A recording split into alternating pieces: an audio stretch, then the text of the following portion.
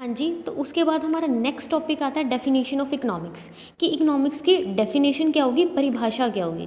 क्योंकि हमने पढ़ा कि इकोनॉमिक्स में क्या होती है, ब्रांच ऑफ नॉलेज होती है। हम क्या करते हैं, मतलब नॉलेज को क्या करते हैं, गेन करते हैं। तो इकोनॉमिक्स की डेफिनेशन में हमारी फर्स्ट डेफिनेशन आती है वेल्थ डेफिनेशन। ठीक है, कि वेल्थ डेफिनेशन के अकॉर्डिंग हमारी इकोनॉमिक्स क्या होती है। तो सबसे पहले हम ये पता होना चाहिए कि वेल्थ डेफिनेशन दी किसने है। वेल्थ डेफिनेशन हमारी किसने दी है, एडम स्मिथ ने दी है। ठीक है, और कौन से ईयर में दी है, 1776 में। उसने 1776 में क्या की थी, एक बुक लिखी थी, मतलब एक बुक पब्लिश करवाई थी, और बुक का क्या नाम था, an inquiry into the nature causes of wealth of nation. इस बुक में उसने, एडम स्मिथ ने क्या किया था, वेल्थ डेफिनेशन से रिलेटेड इकोनॉमिक्स को क्या किया था, डिफाइन किया था, उसकी डेफिनेशन दी थी। ठीक है, तो इसके अकॉर्डिंग, एडम स्मिथ के अकॉर्डिंग इकोनॉमिक्स क्या होती है। Economics is an inquiry into the nature and causes of wealth of nation. वो क्या कहता था कि इकोनॉमिक्स क्या होती है, इंक्वायरी होती है। इंक्वायरी मतलब हम क्या करते हैं, बस पता लगाते हैं कि हमारी जो नेशन की जो वेल्थ है, मतलब जो हमारा राष्ट्र है, जो हमारा देश है, उसकी जो वेल्थ है, उसकी संपत्ति है, उसके कारण क्या है और उसका नेचर कैसा है। मतलब देखो, इसमें उसने किसकी बात की है, वेल्थ की बात की है ना, तो इसी वजह से उसको क्या बोला जाता है, वेल्थ डेफिनेशन बोला जाता है। कि वो क्या कहता था कि इकोनॉमिक्स में हम ये देखते हैं कि हमारे जो देश की या फिर जो हमारे नेशन की जो वेल्थ है, उसका नेचर कैसा है, मतलब वो कैसी है, कहाँ से आती है, और कैसे उसको हम, उसके कारण क्या हैं, किस कहाँ पे उसका यूज़ कर सकते हैं। देखो, इसके जो की पॉइंट्स हैं, जो मेन पॉइंट्स है डेफिनेशन में क्या कहना चाहते थे, ये हमें बताना चाहते थे। First is wealth, what is wealth, कि वेल्थ होती क्या।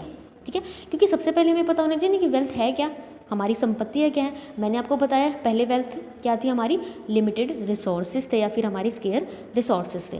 ठीक है, और उसके बाद हम इकोनॉमिक्स में स्टडी करेंगे कि वेल्थ क्या है। उसके बाद देखेंगे how the volume of wealth can be increase, कि हम हमारी जो वेल्थ है उसकी वॉल्यूम में कैसे इंक्रीज़ कर सकते हैं। क्योंकि हम क्या चाहते हैं, ज़्यादा से ज़्यादा हमारे रिसोर्सेज को इंक्रीज़ करना चाहते हैं, ताकि हमारी जो नीड्स हैं वो क्या हो जाए, सेटिस्फाई हो जाए, मैक्सिमम सेटिस्फाई हो जाए। ठीक है, तो इसमें हम फर्स्ट क्या पढ़ेंगे, व्हाट इज़ वेल्थ, वेल्थ क्या है। उसके बाद देखेंगे कैसे हम अपनी वेल्थ की वॉल्यूम को बढ़ा सकते हैं, मतलब ज़्यादा से ज़्यादा वेल्थ कैसे इंक्रीज़ कर सकते हैं।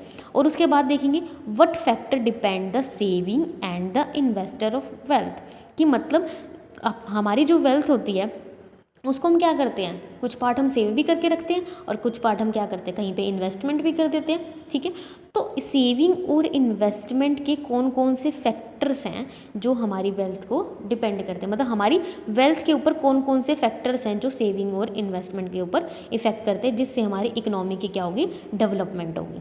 ठीक है, वो ये डेफिनेशन, मतलब ये पूरी की पूरी इन्फॉर्मेशन किसने दी थी, एडम स्मिथ ने दी थी, और इसी को हम क्या बोलते हैं, वेल्थ डेफिनेशन देते हैं, और उसने अपनी ये डेफिनेशन दी थी।